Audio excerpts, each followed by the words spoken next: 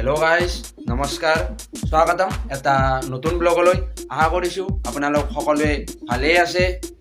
আজি চানডে হয় তো ভাবিলোঁ মই ঘৰতে থাকিম আৰু মা দেউতাই বহুত দিনৰ পৰা কৈ আছিল যে তই আমাক মাংস বা তেনেকুৱাকৈ বনাই খোৱা নাই, তো চানডে হয় কাৰণে ঘৰতে অলপমান প্লেন কৰিলোঁ আৰু ভাবিলোঁ যে মা দেউতাৰ লগত অলপমান সময় কটাম বা মাংস বনাম বুলি ভাবিছোঁ। তো কেনেকৈ বনাওঁ বা কি ধৰণত মই বনাম গোটেইবিলাক আপোনালোকক দেখাম বুলি ভাবিছোঁ। যদি ভিডিঅ'টো চাই ভাল পায় ভিডিঅ'টো শ্বেয়াৰ কৰক আৰু লাইক কৰক, কমেণ্ট কৰক। যদি আপোনালোক মোৰ চেনেলটোত নতুন হয় চেনেলটো ছাবস্ক্ৰাইব কৰক আৰু লগতে বেল আইকনটো ক্লিক কৰক। তো বলক ভিডিঅ'টো আৰম্ভ কৰোঁ।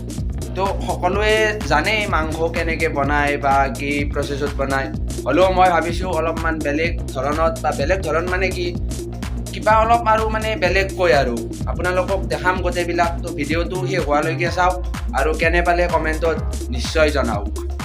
পাইছে যে মোৰ এইজন ভাইটি দিনৰ দিনটো মানে কি ক'ম আৰু আপোনালোকক, সদায় বেলেগ কাম নাথাকে, ক'তো ওলায়ো হয়তো নাযায়, হেডফোনডাল এনেকৈ থাকিব, ফোনটো হাতত কি বা কৰি থাকে সিহে গম পাই দেই আৰু ফোনত। কিন্তু এই ভাই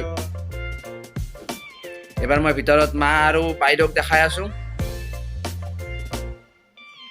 মা আৰু আমাৰ মা অংগনবাড়ীত কাম কৰে, তো মাহঁতৰ বহুত কাম, এইবিলাক আপোনালোকে দেখাই পাইছে। অংগনবাড়ীৰ কাম পইচা ধৰক দিয়ে বহুত কম, কিন্তু মানে কাম একেবাৰে হেৰিৰ সমানৰ কাম, হাতী ধৰক পাহাৰৰ সমান কাম। কি ক'ব আৰু আপোনালোকে অসমৰ কি ক'ব, সেইকাৰণে হয়তো অসমৰ উন্নতিয়ে হওক বা কিবাই হওক। আৰু আমাৰ খুড়মা বাইদেউ এতিয়া মানে যোগাৰত লাগি আছে, পিঁয়াজ কুটি আছে, তাৰপিছত তাত নেউৰি হ'ব দিছে। দিয়ক আগলৈকে দেখাই আছোঁ দিয়ক, আৰু যোগাৰবিলাক গোটেই কৰা হওক, তাৰপিছত মই যেতিয়া আহিম তেতিয়া আপোনালোকক দেখাই আছোঁ। আৰু দেউতাই জাষ্ট অলপ আগতে চকৰ পৰা আহি পাইছে, কিবা হয়তো কাম আছিল, সেই কামবিলাক কৰি কিনে আহি পালে। এবাৰ দেখাই দিলোঁ দিয়ক আপোনালোকক। গাইজ মই এতিয়া ৰান্ধনী ঘৰত মই বনাবৰ কাৰণে ৰেডি হৈছোঁ। ইয়াতে আপোনালোকে দেখা পাইছে তেল গৰম হৈ আছে, তাৰপিছত মাংস, মাহপাত, এই গমেই পাইছে, জলকীয়া, তাৰপিছত এইখিনি নেহুৰ আৰু আদা সেই কৰিছে, বিলাহী, পিঁয়াজ, ইয়াতে জালুক, লং গোটেইবিলাক আছে। তো তেলখিনি গৰম হোৱালৈকে মই ৰখি আছোঁ। এতিয়া তেলখিনি গৰম হওক, আপোনালোকে চাই থাকক কেনেকুৱাকৈ কি মই বনাওঁ। অলপমান ধৰক চব একে প্ৰচেছতে বনাই, মাংসটোতো কি আৰু ধৰক কিবা এই কেতিয়াবা চিলি চিকেন বা সেইবিলাক কথা আৰু বেলেগ, ঘৰততো আমাৰ তেনেকুৱাকৈ বনোৱা নহয়। তে চাই থাকক ভিডিঅ'টো। আৰু এতিয়া মই তেলত পিঁয়াজখিনি গৰম হ'ব দিছোঁ। তো পিঁয়াজখিনিৰ পিছত লাহে লাহে প্ৰক্ৰিয়াবিলাক আৰম্ভ হ'ব, বিলাহীয়ে হওক বা যিবিলাক আছে আৰু গোটেইবিলাক দিম। আৰু যেতিয়ালৈকে পিঁয়াজখিনি ৰঙা নহয় তেতিয়ালৈকে পিঁয়াজখিনি আপোনালোকে অলপমান ভাজি থাকক। তাৰপিছত নেক্সট কি কি দিব লাগে চাই থাককচোন ভিডিঅ'টো শেষলৈকে। তাৰপিছত মই পিঁয়াজখিনি যেতিয়া ৰঙা ৰঙা হয়, তাৰপিছত এই আদা নহৰু যিখিনি মই সেই কৰিছিলোঁ সেইখিনি দিলোঁ। গৰমো লাগিছে কাৰণ ধৰক ইমান গৰম, বাহিৰত বতাহটো আহি আছে লাহে লাহে, হ'লেও দিয়কচোন। আৰু মাংস এতিয়ালৈকে মই দিয়া নাই, পিঁয়াজখিনি আদা নহৰুখিনি অলপমান ফ্ৰাই হ'ব দিছোঁ।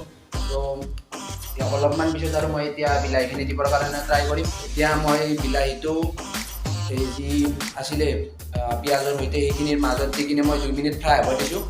2 মিনিট ফ্ৰাই হোৱাৰ পিছত মই ইয়াক আৰু ধুনীয়াকৈ 2 মিনিটমান ফ্ৰাই কৰিম।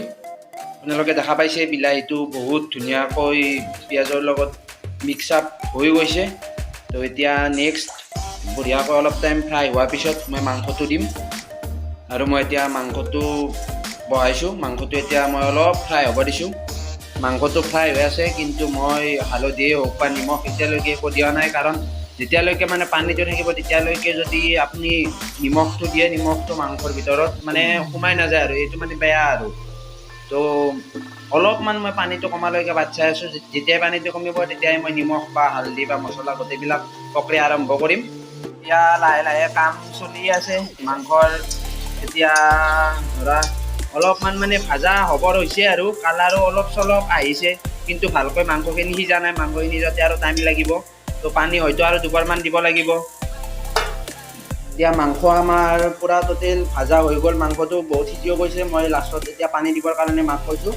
পানীটো মাই দিব আৰু পানী দিয়াৰ পিছত হয়তো গোটেইখিনি হয়তো প্ৰক্ৰিয়া শেষেই হ'ব তে চাওক দি পানী দি অলপমান আৰু অলপমান দি আৰু তেল হ'ব এইখিনি তো লাষ্টত প্ৰক্ৰিয়া কেনেকুৱা হয় মা টেষ্ট কৰিব দেউতা টেষ্ট কৰিব তাৰপিছত জনাই আছোঁ মাংসখিনি কেনেকুৱা হ'ল আৰু এতিয়া ভাইটি জনাব মাংসখিনি কেনেকুৱা হৈছে তো আপোনালোকেও এনেকুৱাকৈ বনাব পাৰে বা এইবাৰ গোটেইবিলাক চবেইতো জানেই মাংস কেনেকৈ মানে হ'লেও দিয়কচোন আজি ঘৰত আছোঁ চানডে মাহঁতৰ লগতে এটা অলপমান খানা কৰিলোঁ আয়োজন কৰিলোঁ ৰাতিলৈকে আৰু এটা মোৰ খানা আছে সেইটো খানাৰ বিষয়ে হয়তো তেনেকুৱাকৈ দেখুৱাব নোৱাৰিম হ'লেও যিমানখিনি পাৰোঁ আপোনালোকক দেখাম ৰাতিৰ খানাটোৰ কথাও বলক আৰু আমাৰ মাংস পূৰা একেবাৰে ৰেডি হৈছে আৰু আপোনালোকে কালাৰ বা কিবা তেনেকুৱা দেখাই পাইছে কাষত পাৰি এইটো কি ভাজা ভাতকেৰেলা ভাজা এইটো হৈ আছে এইটো হোৱাৰ পিছত আমি খাবলৈ বহিম বা টেষ্টবিলাক যেতিয়া আমাৰ ভাইটি বা দেউতা মা একেলগে খাব বহিব টেষ্ট কেনেকুৱা হৈছে মই আপোনালোকক জনাই আছোঁ এইখিনি আমাৰ লাষ্ট হোৱাৰ পিছত মাংসৰ এইটো কালাৰটো হয়তো গমেই পাইছে কেনেকুৱা পাইছে বা কালাৰ কেনেকুৱা আহিছে অহা নাই আপুনি কমেণ্টত জনাওক লাইফত প্ৰথমবাৰৰ কাৰণে মাংস এনেকৈ মানে ধৰক বনাইছোঁ প্ৰথমবাৰৰ কাৰণে এনেকৈ মাংস বনাইছিলোঁ যে ৰুমত মই যেতিয়া আছিলোঁ 2016 পৰা 18লৈকে তেতিয়া হয়তো মাংস বনাইছিলোঁ কিন্তু আজি কিবা মাহঁতৰ লগত থাকি বা ঘৰত থাকি গোটেই ৰবিবাৰৰ দিনটো মা দেউতাহঁতৰ লগত থাকি কিবা এটা বেলেগ মানে ভাল লাগিছে সদায়তো তেনেকৈ ধৰক ঘৰত বাহিৰত ফুৰিব যাওঁ বা কিবা কৰিব যাওঁ কিন্তু আজিৰ দিনটো মোৰ কাৰণে এটা মানে হয়তো মুহূৰ্ত বা মনত ৰাখিব লগা দিন আপোনালোকৰ তেনেকুৱা যদি কোনোবা আছে মা দেউতাৰ লগত এনেকৈ টাইম কটাওক টাইম স্পেণ্ড কৰক এদিন হয়তো এতিয়া নহয় 10 বছৰ পিছত হয়তো এইটো দিনটো বহুত মানে মনত পৰিব বা মনত আপোনালোকে কৰিব লাগিব যে সেই দিনত আমি তেনেকুৱা কামটো কিয় নকৰিলোঁ তো কি ক'ম আৰু গাইজ দিয়ক খাওঁতে বা মা দেউতাহঁতে টেষ্ট কৰোঁতে কেনেকুৱা পায় সেইটো দেখাই আছোঁ আপোনালোকক এটা মাংসৰ আঞ্জা খাই কেনে পালে